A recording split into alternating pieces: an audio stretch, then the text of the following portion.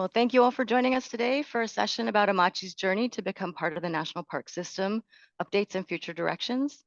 My name is Kirsten Leong. I'm an Amache descendant and the Vice President of Amache Alliance, which you'll hear a little bit more about as we get into the discussion. Today, I'll be joined by, hopefully we'll get him on, Glenn Minoru Tagawa. He's the 2023 president of the Nikkei Jinkai of Colorado and board member of the Japanese American Resource Center of Colorado. John Hopper, who's on the screen now, Dean of Students at Granada High School and founder of Amache Preservation Society. Dr. Bonnie Clark, archaeologist and professor of anthropology at the University of Denver and leader of the DU Amache Project. And Chris Mather, site manager at the newly authorized Amache National Historic Site. The journey from community preservation to National Park Service has taken almost 80 years, which you can learn about in more detail through the virtual pilgrimage videos on amache.org. And today we're going to give you some more updates on how the relationships between these various organizations have evolved to the community stewardship partnerships in place today and how you can get involved. But before we get started, we wanted to just acknowledge with a moment of silence those who are no longer with us and who have been so instrumental in ensuring the lasting memory of Amache, most recently Min Tonai. So please join us in a brief moment of silence.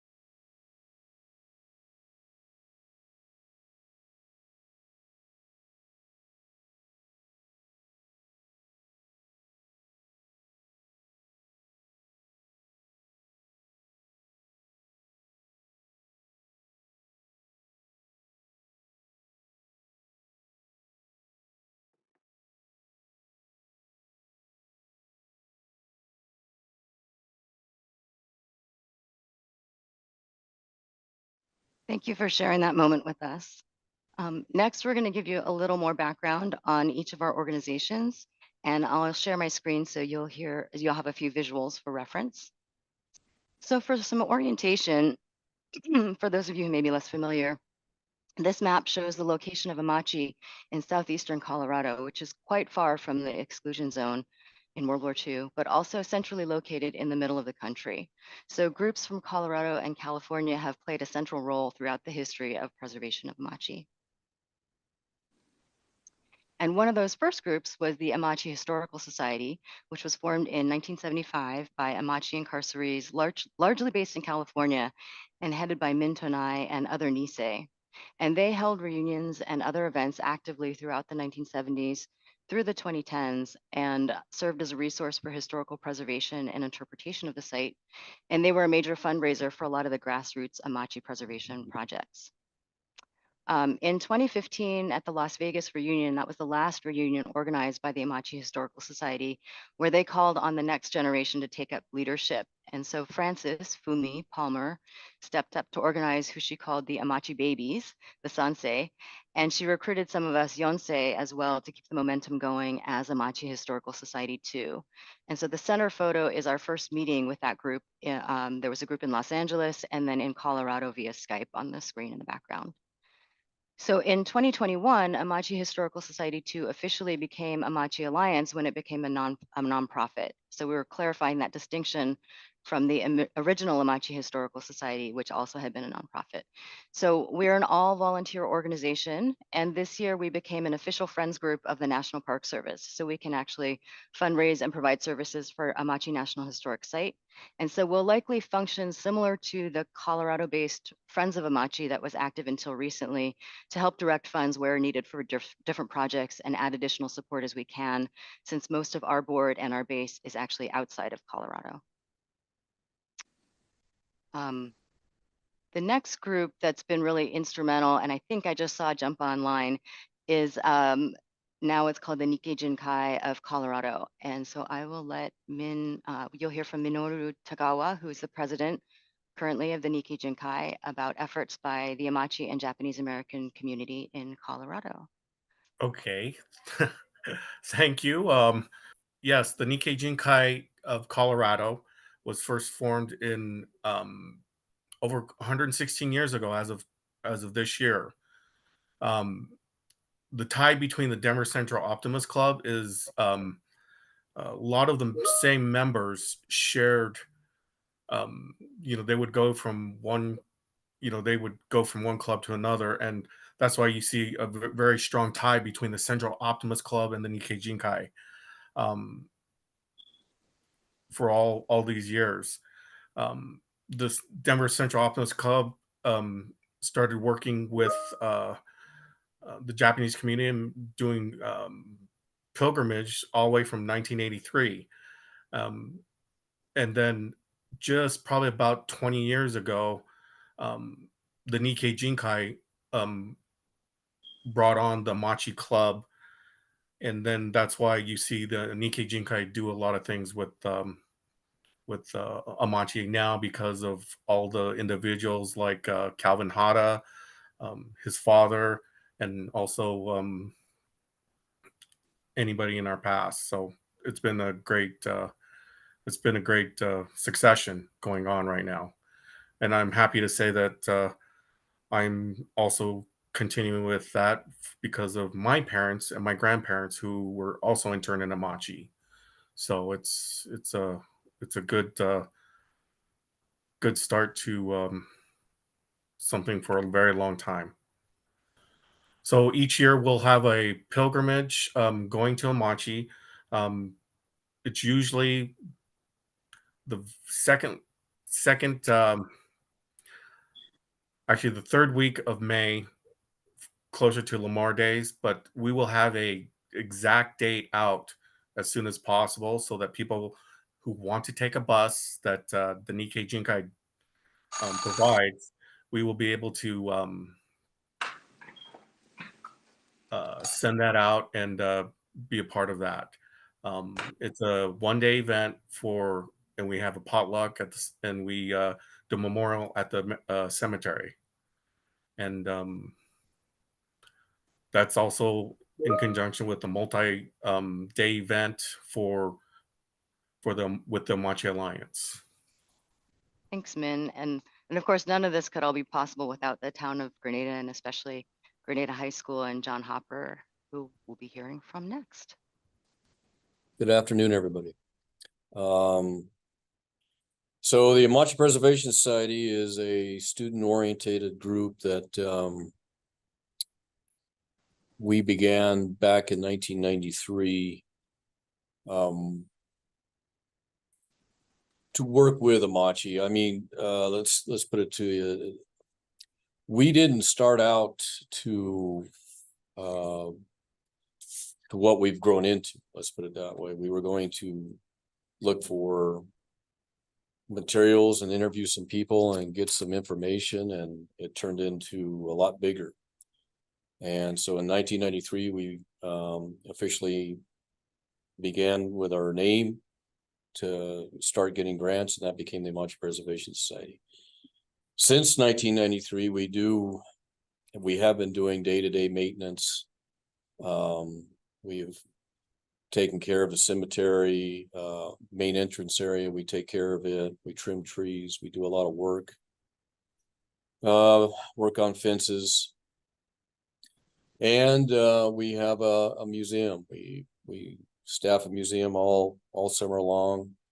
I have students that will work on weekends. I've got one student I've got lined up for several tours this Saturday because I'll be gone. So we do a lot of tours with a museum. We collect artifacts in that museum. We have countless numbers of photo albums and photos, actual artifacts from descendants and Amachians within our museum. We take care of the exhibits. We are actually working on some new exhibits as for the past month. Just got another new one up just recently. We also help with the pilgrimage. We're just basically the host of the pilgrimage, like Lynn was talking about. So we get ready for that pilgrimage, make sure the cemetery is ready to go. The high school here, we use last couple pilgrimages we've had to use the high school gym because of the amount of people that are coming now, which is great. So we use the gym and our facilities to help with that, make sure the museum is up and running. So a lot of education wise that way. Next slide. So anyway, with our collections and tours and maintenance of the museum, we do a lot of tours to school groups. We do civic groups. We do many tours, church groups. That'll be several groups coming in on Saturday of this week, as a matter of fact. So, and schools from all over the country have started coming this way. We got some Kansas schools coming in a couple weeks from now. So we do a lot of presentations, lots of tours, have been for 30 years. We invite people to all our presentations. We have been lucky enough in a small town. We have 500 residents. We're a K through 12 school, but we've been lucky enough for an educational system to meet lots of congressmen. We've dealt with and have given tours to both our state senators and our former state senator Cory Gardner, our two sitting senators now, Senator Hickenlooper and Senator Bennett. We had the opportunity to meet with our congressman several times, Congressman Ken Buck, who helped co-sponsor the bill for Amache to become a national park, along with Congressman Nagoose, who also we met and were able to come with. And that's some of the slides that you see in front of you. That's us with the Secretary of Interior, Deb Haaland, Senator Bennett, and then Congressman Nagoose. We also, from a cultural exchange system, one thing that we don't have a whole lot of in our area, our rural area, is Japanese American culture. And, teaching students about Japanese culture when I didn't know a whole lot about Japanese American culture myself.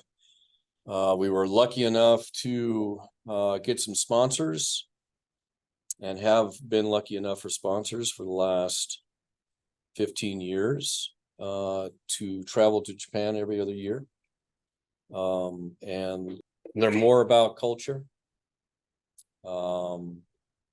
We, as you can see in one of the photos I think that 15 of our students went to Japan that year, and we do presentations in high schools. We do presentations in colleges about Amache as well.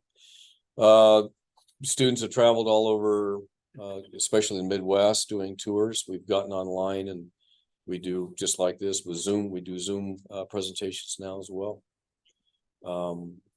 And all the students that go through the program have done very, very well, know the information extremely well, and do very, very good at tours and presentations both.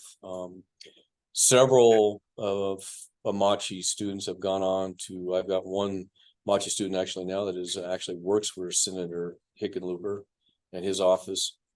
And I've got several that have graduated from the Air Force Academy Masters from Harvard's, masters from Boston College, lawyers that have argued cases in front of the state Supreme Court, principals. So they've all gone on and done very, very well. And I want to credit the work that they do with Amache and having to meet all of you and talk in front of people and fly to Japan and meet important people and congressmen. I think that gives us these students a great opportunity to increase their knowledge and their notoriety, and they use it. They can use it for their resumes and everything else. Also, we're looking forward to working with the national park. We've had 21.5 inches of rain this summer. I had 2 students that would start mowing on Monday and mow the entire week, and start over again on Monday and start all over again and mow the entire week. They did that all summer long. I thought they were dragging a little bit a couple times, and then when school started, one went off to college, the other one back to school. So I said, well, I'll take over. It won't be that hard. No, it was hard. So I appreciate all the work that these students have done over the years. People, I do a lot of pointing and clicking. So, and they respond. They're always there. They're excellent students, and I appreciate the work they've done. So. Thanks, John. Yeah, I can talk a little bit more about this too. We appreciate all the work that you and the students have done over the years too. There's absolutely no way Machi would be where it is now without all of you and all the work that you've been doing. It's been really amazing to be as much a part of this as I have been and be allowed to be just share in this. So thank you. I wanted to call out though that with all the attention recently, you talked about sort of the day-to-day maintenance and on the ground, work with visitors and things. And there's been a little bit more outside volunteer days that have been coming up because of all these events, because the larger volume of people coming to the pilgrimage, it's not as easy to get ready for like one bus coming from Denver versus a couple hundred people. So we started this last year. We had with the Amache Alliance, we had a cleanup and prep day beforehand that John and APS students helped host us and cleaned up the barracks. I think in that middle picture, you can kind of, I don't know if you can tell, those of you from Colorado, it was Miller moth season. So we were chasing all the Miller moths out of the barracks so that those visiting would be able to visit without being descended on by the Miller moths. And then another volunteer day that happened recently in August was Colorado Preservation Inc. Hosted a furniture making workshop. And this was to build replica furniture that was sort of the same style and kind of materials that Amachians would have built in the barracks. And John, the picture is in the barrack. Is that out currently? Can people see it there? Yeah, the picture with the furniture inside the barrack is it's actually at the barrack now. That's awesome. Yeah, so yeah. Yeah, so as additional extra types of days like that come up, we will definitely keep you all posted and let you know. And I guess I wanted to also call out, John, when you were talking about the mowing, that was this other, let's see if I can go back there. This other picture, come on, go back. There it is, with the sunflowers. How it was just an amazing sunflower bloom this year that I've never seen it like that in my life since I've been here. So it's just incredible. Although you mentioned there are pictures, and some of you folks online maybe remember at Amache that there were pictures of lots of sunflowers at Amache. So it's something that periodically happens, just hasn't happened recently. So, great. Well, thanks again, John. And before we move on to the next set, I did want to also recognize John and APS and the students for all of the work they've been doing that has actually resulted in lots of awards, all the way from local, the Colorado Public School District, to state, History Colorado, that recognizes Colorado's outstanding archaeology and historic preservation projects in the state. And then at the national level, the Marjorie Stoneham Douglas Citizen Conservation Award. that is an award that's given to people that help protect a unit or proposed unit of the national park system. And then, of course, international as well, with the Foreign Minister's Commendation of the Consul General that they've gotten in multiple years. So really, again, so much work that APS and John and the students have put in over the years. So big congratulations to you all, and thank you. And then next, we have another long-running initiative that's played a long role in elevating the understanding and preservation of Amache, and that's the University of Denver's Amache Project. So we'll hear next from Dr. Bonnie Clark about the role that this project has played and continues to play. Thank you so much, and good afternoon, everyone. Thank you for being here. So yes, I'm a professor at the University of Denver, so I'm lucky to be only about a 4-hour drive from Amache. And that was one of the things that spurred interest in potentially a collaboration to do archaeological research, which is what my primary background is, but also to work with John Hopper and the amazing collections that he was talking about at the Amache Preservation Museum, because we also have a museum studies program here in our anthropology department at the University of Denver. And so after about 3 years of community consultations that really began with working with John and with members of the Amache Historical Society, like Min Tonai, and then the Nikkei Jinkai here in Colorado, we started our first field school in 2008. And except for the 2020, we have been there every other year since then to hold a field school where we bring together college students with also community members, both survivors and descendants. And then we bring in some of John's students as paid interns, as well as interns from the descendant community. And so together we do 4 to 5 weeks of archaeological research. You can see a picture down below of my crews down, and we're in the mornings, we're doing archaeology on site, which sometimes involves excavation, especially of the amazing gardens at Amache. But also in other features that were created by incarcerees. For example, we did some work in an ofuro, in a traditional Japanese bath one year. And we also do a lot of archaeological survey. So we're walking back and forth and trying to decipher what can be found on the surface of every single one of the barracks blocks. And that's a project that we hope will be done in a couple more field seasons. So if we can go to the next slide. So an important part of what we do at the field school is that we hold a community and public open house that happens each field season. And that's a time for people to come and be able for us to share with them the results of our research, to make sure that we're asking the right questions and not missing things. And then also, because our work involves creating digital maps and then laying and interlaying with that the historic information that we have, is that we maintain a digital site directory, and that we can use that to help people to be able to return back to their family barracks or other important places. Maybe somebody went to, their dad worked at the for the police station, so we can help them be able to return to that area in the site. And so we work with people and help them to be able to make those really important returns. And because we've spent so much time walking around, we can really help people sort of understand what they're seeing. And in many cases, the barrack foundations are very visible, but in others they're not. And so our digital mapping equipment can help us really get people back to the right place.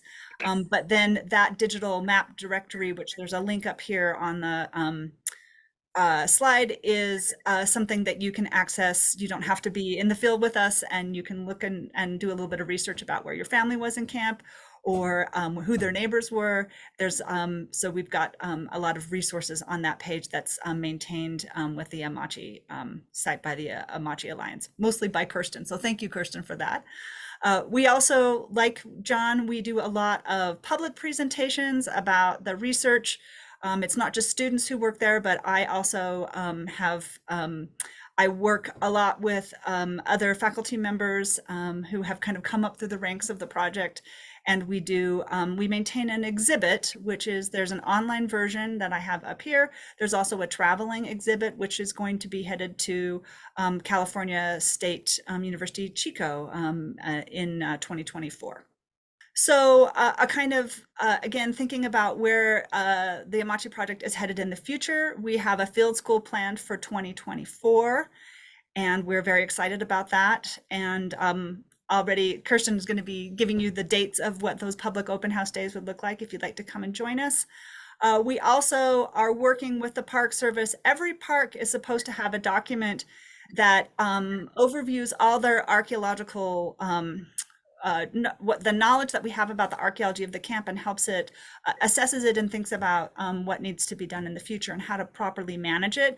And we're very honored that myself and my co-director, Dr. April Camp Whitaker, who is at CSU Chico, are the editors for this archaeological overview and assessment for Amache. So we're going to be working on this for the next 3 years, and it's a really great chance for us to revisit and synthesize the work that we've done over the last 8 field seasons that we've done there, as well as the 14 theses that my master's students have created, as well as April's dissertation. And we've got another dissertation to go. An Amache descendant is getting his dissertation at the University of Maryland, and he's going to be doing research there at Amache next summer along with us, and another faculty member at Cal Poly Pomona. So we've got a lot of great sort of synergy around the continuing research at Amache, as well as some more master students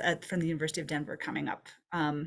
And we're very excited. We've been working with the National Park Service to talk to them about what our priorities should be, how we, again, balancing out that kind of scholarly research with questions about site management. So don't tell my students, but they're going to get to excavate a road next year because we're going to try to figure out, because there's no documents about how these roads were made, but they're really important, and we want to make sure that they're managed correctly. So those kinds of questions we hope to continue to co-create with the Park Service, and do a happy marriage of scholarly and applied archaeology at Amache, while continuing to really base this in our community. That's awesome. Thanks, Bonnie. We're so excited the field school will be back, and we're really looking forward to what you find this field season. So yeah, and I'll talk about the open houses and give everyone the dates too in a second. So building up, we've sort of been going historically through the different groups that have organized, and then prior to the Park Service one, in 2019, the Park Service was directed by Congress, like John Hopper was talking about, through efforts with APS to get this bill through to investigate Amache's eligibility as a potential addition to the National Park Service. And so that was the special resource study. And so this was due to the decades of work that was done by the groups that have been mentioned so far. Again, the relationships that John Hopper and the APS built with the local members of Congress, also really core assistance from the National Parks Conservation Association that helped work with the local communities in Colorado and demonstrate support. And so that special resource study was subsequently undertaken from 2019 to 2022. And those special resource studies evaluate the potential of an area to be included in the national park system based on a set of objective congressionally established criteria. So those are some of the public meetings that many of you attended and provided testimony for during the first TDIMA in 2020. And that brought enough attention that the Amache National Historic Site, or the Amache Historic Site Act, went before Congress at the same time. Usually one is finished and then the next one is started, but the senators and representatives said, hey, this is something we should move forward on. So months before the resource study was completed, Amache was actually authorized a National Historic Site on March 18th, 2022. And there's still a lot to be done before Park Service is able to fully manage the site. But we have on next Chris Mather, who is the first NPS site manager for Amache, and he'll tell us about those next steps and what you can kind of expect down the line. I'm happy to be here. Afternoon again, everyone. Yeah, it's a culmination of a lot of efforts here being here today, and I just, with Bunny talk about the AOA, like even as a park, newly established and or designated about to be established park unit, to have a AOA, an archaeological overview assessment, completed this early in the process is really advantageous for us as a park and managing these resources as we move forward. So, yeah, it's really, again, yeah, thanks to the countless individuals who kind of help get this established. Just some big news of recent interest. The town of Grenada actually conveyed Parcel A, which is basically the historic district minus the historic landfill, over to National Park Service last week. So it's incredibly great news. And we're essentially just waiting an activation memo from the secretary and official listing in the National Register to be official, to be established. So the Amache National Historic Site, we're Southeast Colorado. We're part of a larger group of parks as well, also known as the High Plains Group of Parks, which includes Sand Creek Massacre National Historic Site and Bensel Fort National Historic Site. And those are about an hour and a half away from us here, and then also Capulan Volcano, which is in northern New Mexico. So we're going to be kind of incorporated into an established park group unit, so that's kind of nice.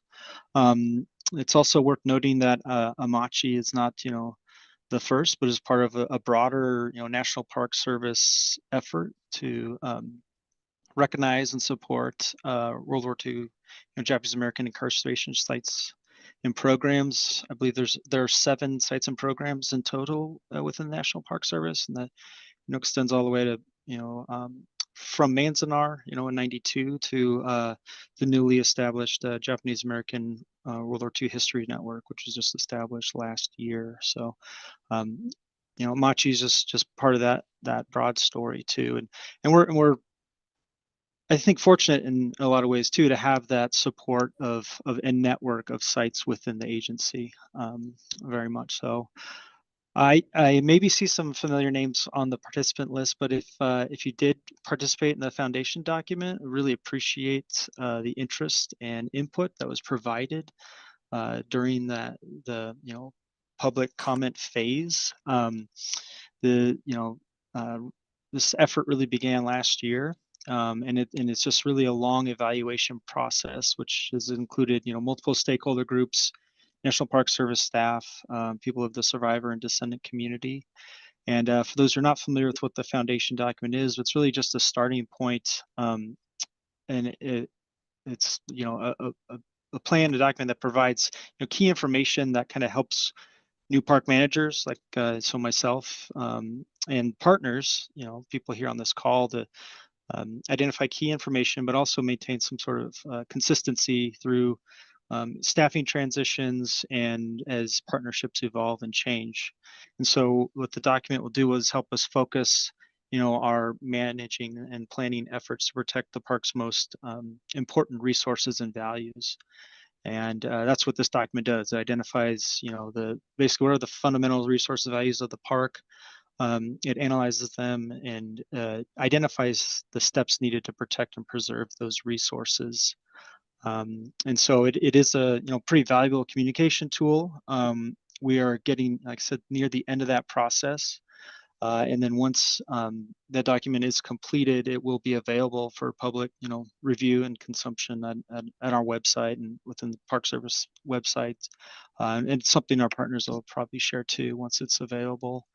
It's just important to know it's a document that identifies what, not necessarily the how. So, from this foundation of understanding our fundamental resource and values, we'll get a sense of understanding how we want to manage those. And so we might move into a general management plan here, kind of soon after the document's completed, hopefully.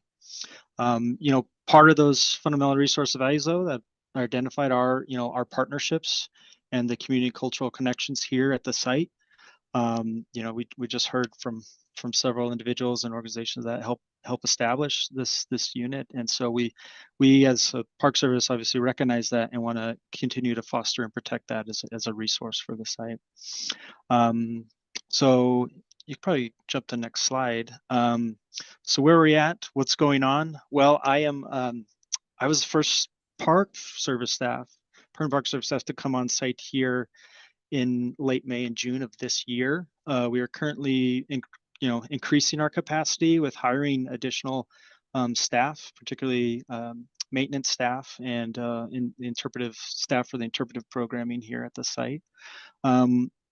Larger, even looking larger outside at Jack's community in general. We're working with other sites like Minidoka to hire or just to look at the idea of hiring a community coordinator position. This would help with facilitating different conversations, connections with people that can't necessarily make it to Grenada, and also work as kind of like a subject matter expert for us here at the site. Additional documents to the foundation document. A lot of questions as to when's your brochure coming out. When can I see a unigrid? So we are working with Harper's Ferry to hopefully have within the next 18 months have the unigrid begin here at the park. We've also worked on finishing agreements with our friends groups and partners. They're an essential part of the operation and success of the park. So as Kristen mentioned, we did have a philanthropic partnership agreement with Amache Alliance. We do have an MOA on deck with the town of Granada. And then we also have a interpretive and education agreement with APS to ensure their continued participation throughout this process. And as we're looking at other MOUs as well with like with MIN and the Nikkei Jinkai, maybe formalizing other things with DU and other institutions as well. We are looking at addressing sort of opportunities with improving infrastructure next at least next year, within the next couple of years. And there will be some changes with regard to fencing being reestablished, the likelihood of gates being installed next summer to kind of help control or understand access and things like that into the site. And then, obviously the cleaning up of hazard or overgrown vegetation for resource protection as well as visitor safety. When you do come out site, by next pilgrimage date, hopefully we will have some additional signs out there, kind of customary signs you would expect to find at a national park unit. And we're also looking forward to developing, projects that address our day use areas, our visitor use areas as well. So I think the big thing moving forward is we want to be cognizant and do it with pace. We don't want to get too far ahead of ourselves in working on actions before we have appropriate plans in place and things like that. But we are very fortunate to have a wonderful network of support from the National Park Service network of JAX units, but also the stakeholder and descendant survivor communities as well. So how to visit, I guess, for future, please, and Kirsten will have a slide here. Please definitely check out the website. I know it's slow to update, but we are starting to update those websites, the web pages on that site to kind of convey the changes and what's happening here at the park. And there is an email mailbox associated with that, and feel free to email us. We'll try and get back to you as soon as we can. I think that's it for now. We can, definitely. I think we're running late on time, so I want to kind of leave some time for questions or things like that. Great, thanks. And since you started to talk about the websites and the addresses, I thought I would put that on because that was the next slide that we have. Just in case you have any additional questions or want to look more into any of the organizations that you heard from today, we all have websites and contact information. This luckily this presentation is being recorded, so you don't have to write everything down. You can come back and pause in the recording to get the full address. But yeah, I wanted to thank everyone for sharing all of your background and updates. And as Chris mentioned, we'll have some Q&A next. So I see there's a couple questions coming into the chat. For the rest of you, if you haven't already, please start typing your questions in. So that was a lot of websites on the previous slide. Most of the information currently, we try to keep up to date on amache.org. And there is a section, you can kind of see there's the menus across the top, and there's a little drop down menu under visit. And so the text on the screen, each of those is a sub page that has more information. So general visitor information, know before you go. There's a self-guided driving tour. The information about the pilgrimage will be on the in-person pilgrimage page, and the virtual pilgrimage. For those of you who aren't able to make it, we've consolidated all the videos that we have from Tadaima and from our Amache virtual pilgrimage in 2021 for viewing there, the archaeology open house, and other information. So that's all on the Amache website. And we'll be working with Park Service to kind of coordinate back and forth on what things stay there, what goes on the Park Service, and how we kind of make that a good experience for you all. And then for general visits, just please remember it's still staffed by John and the Granada High School students. So coordinate with them as far in advance as you can to make sure they're available. As John mentioned, they're often on the road for sports events or other high school responsibilities. And then finally, the dates that we mentioned. So for the pilgrimage, as Min was saying, it's typically the weekend before Memorial Day weekend, if that makes sense. So, so this year that would be May 17th through 19th. The Saturday is the 18th, which would be the day that the bus would come down from Denver. And Amache Alliance, we're working with Sand Creek Massacre Foundation and some others too to try to have some events on the 17th for anyone who has their own private transportation. And then with the 19th, a visit up to Sand Creek Massacre again, like we did this year. And then as Bonnie mentioned, there will also be field school open houses, which are generally the weekend after the 4th of July weekend, which this year, the Thursday is the 4th of July. So the arrival day is kind of that 4th of July. And then the 4th and the 5th will be Amache Community Open House days. And then the 6th will be for the general public. So we will be updating all this information on a Facebook group, All Things Amache, which is private, but if you just send us a request, we'll let you in. And then also on amache.org. And then we can move into question and answers. Thanks again to everyone for jumping in with all those updates. We did have a couple, actually. I think, Chris, there was one that was just based on some things that you mentioned. Hanako Wakatsuki-chung asked, what's happening with the Japanese American History Network? So you mentioned it, Chris, and I just want to hear, what is the vision for that? Because I haven't heard any communication since leaving the Park Service on that. That's a good question. I think it's still being discussed. It's I don't know, I would have to definitely follow up with Kara, kind of see if what she's heard about it. Other than its establishment, I don't know that it's moved forward from that, but I could be wrong. So definitely follow up. Okay, yeah, because Yeah. I just assumed that it was still getting, figured out on the back end, so maybe not talking about it publicly until it's figured out. And then just feedback is I notice you use a lot of jargon, and it'll be good to, if you're doing presentations, do it in plain language. I think that'll be really helpful. But thank you for the updates. Dan Sakura also had a question about the power line. I don't know if either John or Chris, you would know more about that. I do not know any updates on the power lines. Is it advanced power? There's a lot of energy project discussions near the site, so don't know what specific power line question that is directed at.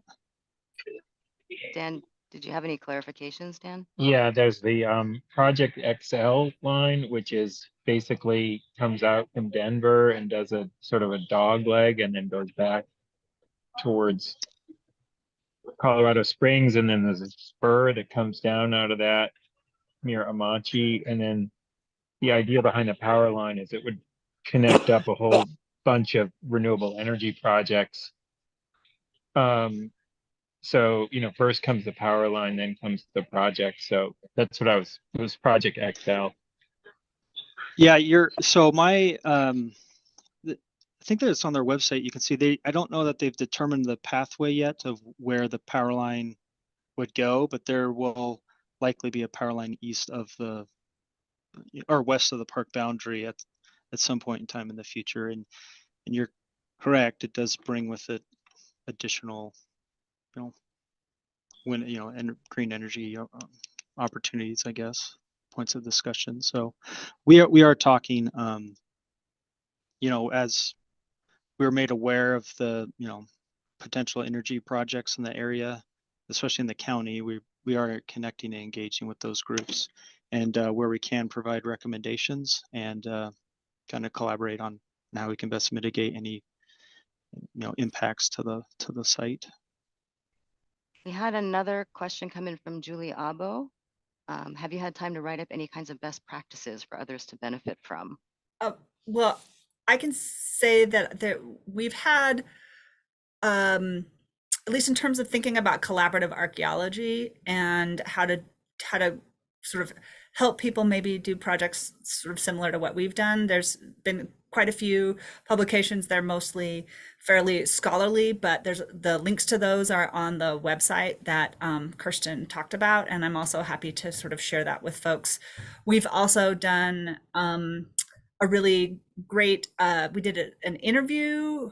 We did actually a survey with people who were part of the Amache project, like Kirsten, who was a volunteer with us one year. And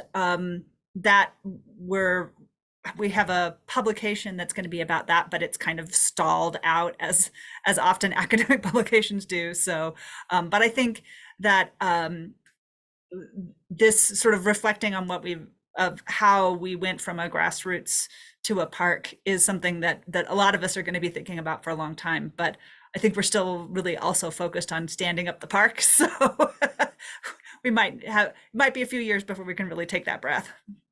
We had a couple more questions come in on archaeology, but just before, I want to make sure one of these questions from that were asked in the registration gets answered too, which is one that was asking about the progress on the documentary film on Amache, and that's one that I can speak to a little bit.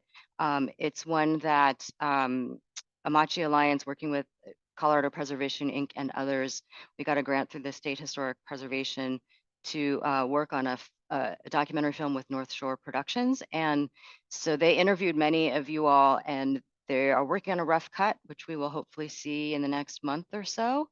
And it does feature Min Tonai and Bob Moriguchi. So they were glad they were able to do some of those interviews with folks. And that was really a push, was making sure they captured some of the oral histories. And we're really glad that they were able to do that when they did. And then also people had asked how many survivors are still alive.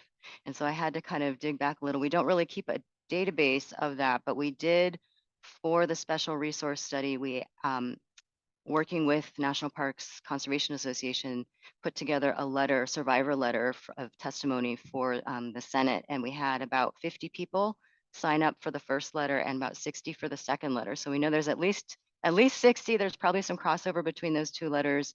And that was just people that were able to reach out through electronic means. So there's probably more out there as well. But I don't know if others have a database or are tracking that from other sites or anything like that. Real quick, there were a number that just came in about archaeology. So I thought maybe we could look at those together. For Bonnie, seems as though Amache is the only site that's being preserved, explored at the archaeological level. Is that correct? I think you know more about other archaeology projects going on as well. And then what areas are you doing research on over the summer? Great questions. So there's definitely, especially, the sites that are associated with the Park Service, they also are, have archaeological research being done that is sort of driven a lot by the both work that needs to happen so that the archaeology is not impacted. For example, if you're going to bring a building back or put in a sign, but also some community engaged work. And that's particularly, they have a very strong program and an award-winning program at Manzanar. And as I was launching the Amache archaeology project, I worked actually with that archaeologist, Jeff Burton, to really try to learn from what he had done. And we are in pretty constant, we're in close connection with them, and also have worked with archaeologists who've worked at a number of the other sites. Some of them have been on a kind of more research level. So there is a student who just finished his dissertation at Gila River, looking at the gardens there, Koji Lao Ozawa, and then there's been work at least a little bit of archaeology at almost all of those, and a kind of overview of the physical remains and a little bit of a discussion of the archaeology of all those sites is part of a context document called Confinement and Ethnicity. And that's a National Park Service sponsored document that is available online. And so you could look at that to kind of see, it's a little old at this point, but it does kind of talk about each of the different projects. And I noticed, Dan talked about thinking about a traditional cultural properties report for Amache. And I will say that, so that's a specific designation of a type of cultural resource that is important to a community, that has a kind of deep history of connection. And Dan, you might want to check out, if you come to, or you can send me an email, it's bclark@du.edu, is that I actually had a student back in 2010 who had been one of my undergrads, and then she got her master's degree at Sonoma State University, actually did her thesis about thinking about, is Amache a traditional cultural property, and really made the argument that it probably could be considered that. And Erin did a bunch of interviews with people, some of whom are no longer with us, about the importance of the site, and especially talking about the critical role of the pilgrimage and of people being able to get back and experience the site for themselves. And so I certainly think it's an approach that is appropriate, and there is some exploration of it, but again, that was done quite a while ago. But it might be something worth looking at. Yeah, Bonnie, thank you. I was just responding to Julie Albo's question about best practices, and the Tule Lake folks have a traditional cultural property, but it's very small. The Friends of Minidoka commissioned a traditional cultural property ethnographic survey that's quite large, and I think I would recommend exploring a TCP for the viewshed around Amache in light of the what's happening out there, and getting out in front of these things is good. We've learned the hard way about how difficult these issues can be. So to the extent that you're proactive and looking at a sort of a broader TCP, I think that would definitely benefit the park and the incredible investment and hard work that the folks have done at Amache. Thank you.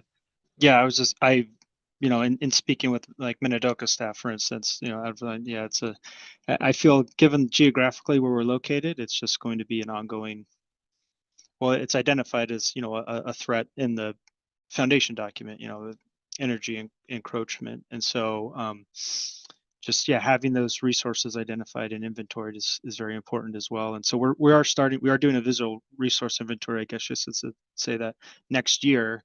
Now that obviously doesn't go as deep as the TCP would, but at least it's start. And as a park unit, as management, we recognize that too, and are very cognizant of that. I notice we are just a little bit over time, but we have two quick questions. If we could just, if you don't mind hanging on for those quick ones. One was, will the APS students still be able to conduct tours and utilize the site to help education and other school groups? And I just wanted to reiterate, yes, but I'll let John and Chris speak to that, just to make sure that's clear to folks too. Yeah, we have a understanding. We've already Chris has worked up a document, so yeah, we will continue to not only just run the museum, but do tours. And if it works out that way, we'll take school groups up to the site as well. It'll be their preference on how they want to do it, but we'll still be running the museum and doing tours out of that and doing presentations. We've got many of them lined up in the next couple of weeks, as a matter of fact. So we'll still be doing that. The only thing I guess we won't be doing is mowing and watering and trimming and grading roads and the usual. That we won't have to worry about. That's going to be Mr. Mather and his. Well, we certainly, I won't say you couldn't do it. You know, we could get a, you know, Yeah. volunteer. Yeah, no, but in short, to answer the question, yes, it's, like I said, we're, APS is a huge component of, you know, kind of the operations of the park unit and the things, visitor services component of the park unit. So. But it's always good to see high school students doing labor like that, and you know, especially in a site like that, it gives you hope for the future. And then one other question that came in on the registration questions, and sorry, there were a couple about general education in the camps and learning more about people who worked in public works.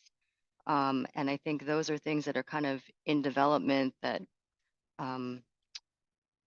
will be kind of updating as we go. There's some information on the website currently. I don't know if anybody else had anything to add for those quickly. But yeah, but the main one was there was a direct question of how can I get an Amache rose? So I thought that would be one that would be a good one to address, maybe given that there's another one piece coming up. So I'll let Bonnie speak to that one. Well, actually, I'm going to pass it off to Glenn. But so just as a little bit of a backstory for those who might not know, the rose was discovered archaeologically in 2012 when we were doing survey, and that we've been kind of keeping an eye on it ever since. And then in 2021, I worked luckily with the Denver Botanic Gardens, and they were able to propagate and go down and prune a bunch of these. So these are roses that an update is that we actually think that they're probably Rosa arkansa, that they are probably a native rose, that of the kind that like grow on old farmsteads and along the Arkansas River, and that were transplanted up at Amache, which really fits the pattern with, you know, they transplanted a lot of wild plants at the park, and it would make sense why it still like is alive when the other roses are not. I find a lot of rose pollen archaeologically. So the Denver Botanic Gardens did a great program of propagation. They have donated roses. So for example, if you go to the museum with John and you ask him, back behind, you can go see their roses. There's some that have been planted there. We have some on my campus. And then luckily, Mr. Tagawa is a part of an amazing greenhouse. And so they now have some of those cuttings. So Glenn, can I pass it off to you? Thank you, Bonnie. Yes, if it wasn't for Bonnie and reaching out to us, and we're trying to propagate as many as we can. The challenge is sometimes in propagation, there is challenges of insects, diseases, and it's taking a long time to propagate. So hopefully we can get more as time goes on, but right now it's somewhat of a challenge, and hopefully we can get more so we can share with everybody. So hopefully within the next year or even two, we'll be able to really show something meaningful so that people can enjoy it like everybody else can. again, in the meantime, if you want to come see, to see the rose, there's also a rose at the Denver Botanic Gardens, and like 3 days a week, 3 times a day, they show the Amache Rose documentary. So it's the first of their new documentary film series, the Denver Botanic Films. And we can put in a plug that next Saturday, and Kirsten's got the exact information, so I'm going to pass it back off to her, but there's going to be another event, part of Tadaima, that will be a panel about the Amache Rose. Well, that's a perfect segue. Thanks, Bonnie. Yeah, I was going to say that actually, as part of Tadaima, we have special access to view the Amache Rose film. So it's as part of the film festival, there's a access code that you can use during Tadaima to watch that if you haven't seen the film. And then the Bonnie's going to be part of a panel Q&A discussion talking about the film with Rob Busher, the film festival curator, on Saturday, October 21st at 4 p.m. Pacific, 5 p.m. Mountain Time. So. And as part of that panel, there will be the director of the film, and two of the folks who are in the film. So an Amache survivor, Carlene Tanagoshi Tinker, as well as a Amache descendant who is a gardener, Greg Kitajima. So we're all going to be on a panel together. Great. Super exciting. Well, I think that was a great way to kind of wrap up our discussion and anticipate the next Amache showing in Tadaima. So I wanted to thank you all for joining us today for those great updates, and everyone else for joining in with the great questions. And then don't forget, again, to save the dates for the Amache pilgrimage, which is May 17th through 19th, and Archaeology Field School open houses, July 4th through 6th. And you can follow us on amache.org. And all things Amache on Facebook, and I think the Park Service Amache site will point you over there as well. But yeah, thanks again, everyone. Have a great rest of your day, and looking forward to seeing you in person at the site one day. All right, thanks everyone. Take care.